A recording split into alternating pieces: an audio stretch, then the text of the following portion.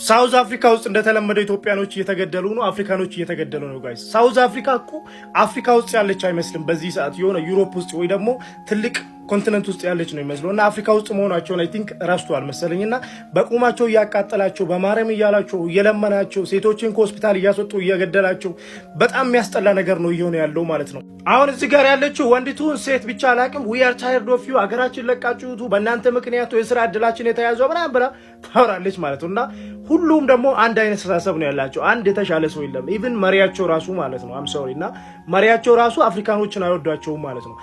በነገራችን ላይ በኢኮኖሚ ያን ኃይል አድርጎ አይደለም ወይ ደግሞ ትልቅ ሀገር ሆኖ አይደለም፣ ትንሽ ስለሚሻሉ ነው። ትንሽ በጣም ትንሽ ማለት ነው። እንደውም ናይጄሪያ ትበልጣታለች እና ትንሽ ነው ከናይጄሪያ የሚሻሉት ማለት ነው። ናይጄሪያ ብዛት ስላላቸው ነው ሰዎች ወደዛ የማይሰደዱት እና 85% የሚሆን መሬታቸው የተያዘው ደግሞ በነጭ ነው።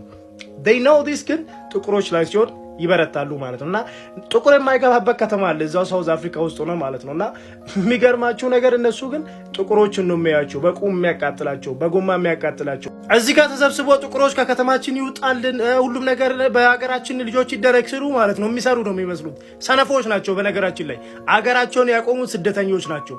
እና ነጮችን በነገራችን ላይ አንዳንዴ ማመስገን አለብን።